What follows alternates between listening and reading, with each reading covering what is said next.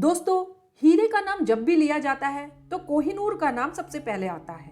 आखिर हो भी क्यों ना ये दुनिया का सबसे बड़ा हीरा जो है, इस हीरे की कहानी उससे भी बड़ी और खतरनाक है जितना बड़ा यह हीरा है। इस हीरे की कहानी की शुरुआत वहां से करते हैं जहां से यह प्राप्त हुआ। वर्तमान आंध्र प्रदेश के गुंटूर जिले में स्थित गोलकुंडा के खदान से प्राप्त हुआ था हमको ये हीरा।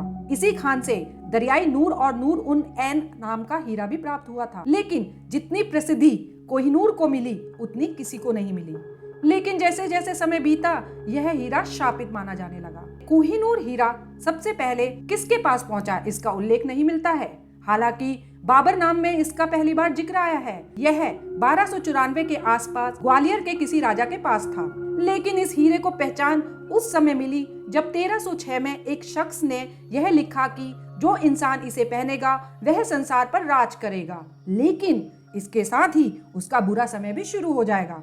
शुरू में इस बात को तो किसी ने स्वीकार किया ही नहीं, लेकिन जब एक के बाद एक घटनाएं होने लगी तब सभी ने इस सच को स्वीकार करना शुरू कर दिया। काकतीय वंश के अंत के बाद यह हीरा तुगलक वंश के पास फिर मुगलों के पास आया और जिनके पास भी यह पहुंचा उनका परम शुरू में तो खूब लहराया, लेकिन अंत भी बुरी तरह हुआ। शाहजहां ने कोहिनूर हीरे को अपने मयूर सिंहासन में जड़वाया। परिणाम यह हुआ कि पहले उनकी पत्नी उन्हें छोड़कर दुनिया से चली गई, फिर बेटे ने ही नजरबंद करके सत्ता अपने हाथ में ले लिया। 1739 में नादिर शाह का भारत पर आक्रमण हुआ और मुगलों को पराजित करके नादिर शाह कोहिनूर अपने साथ पर्शिया ले गए। नादिर शाह ने इस हीरे को कोहिनूर नाम दिया। इससे पहले इसे अन्य नाम से जाना जाता था। कोहिनूर ले जाने के ठीक 8 साल बाद यानी 1747 में नादिर शाह की हत्या कर दी गई। यानी कोहिनूर ने यहाँ भी अपनी मनुष्यत दिखाई। और इसके बाद बता दूं कि अंग्रेज भी बच नहीं पाए कोहिनूर के बुरे प्रभाव से।